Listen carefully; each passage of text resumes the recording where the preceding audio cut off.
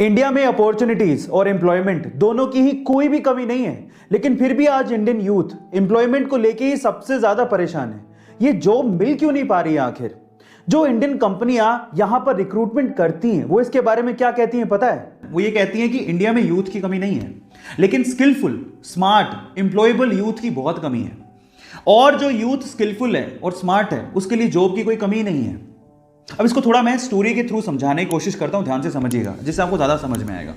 एक बार दो दोस्त थे, एक का नाम था सतीश, दूसरे का नाम था महेश। दोनों ने स्कूलिंग, कॉलेज सब साथ में पूरा किया। मजे की बात यह थी कि उनकी सेम ही कंपनी में जॉब लग गई। दोनों ने बहुत हार्डवर्क किया पूरे साल भर बाद उनका प्रमोशन होना था।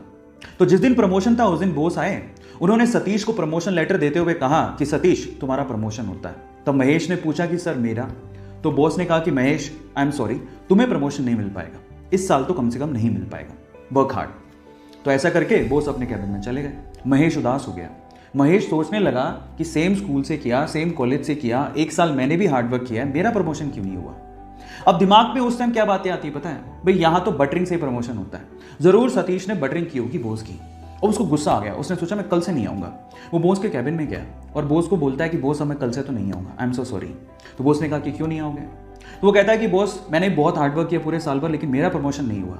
अब मुझे ऐसा फील होता है कि इस कंपनी में सिर्फ बटरिंग करने वालों का ही प्रमोशन होता है। मतलब वो डायरेक्टली सतीश पे ब्लेम लगा रहा था कि सतीश ने बटरिंग की है, लेकिन बॉस तो ये जानता था कि सतीश ने बटरिंग नहीं की है, सतीश ने वाकई में हार्डवर्क किया है, वो स्मार्ट है, महेश से स्मार्ट है।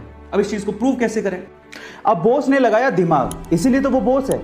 बॉस ने महेश से कहा कि तुम एक काम करो, मैं तुम्हें एक टास्क देता हूं, अगर वो टास्क तुमने कर लिया तो मैं तुम्हें सतीश से ज्यादा सैलरी दूंगा और प्रमोशन अलग से। तो महेश ने कहा ठीक है।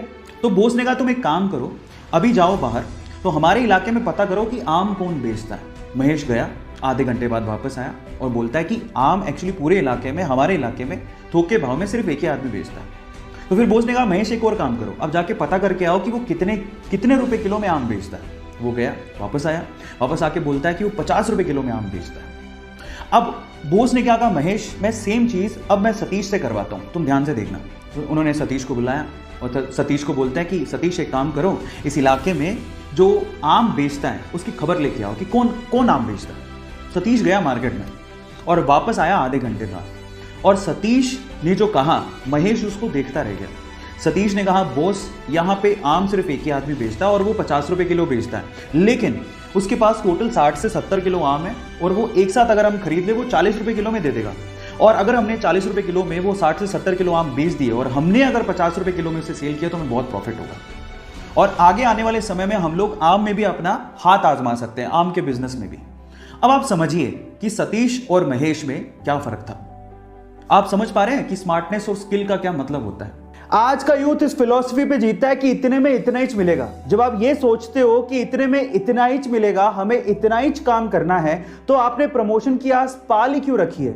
और इस मेंटेलिटी के साथ आगे भी कहीं अच्छी जॉब नहीं मिलने वाली। आप जिस भी कंपनी में काम करते हो या फिर आप किसी कंपनी में काम करने जाओ तो एक बात याद रखना, अगर वो आपको 100 रुपए देते हैं तो आप उसे 50 रुपए का ही काम करके मत दो, उसे 200 रुपए का काम करके दो। एक्सपेक्टेशन से ज्यादा उन्हें अपना आदी बनाओ, उनकी रिस्पॉन्सिबिलिटीज उठाओ, उन्हें हद से ज्यादा काम करके दिखाओ।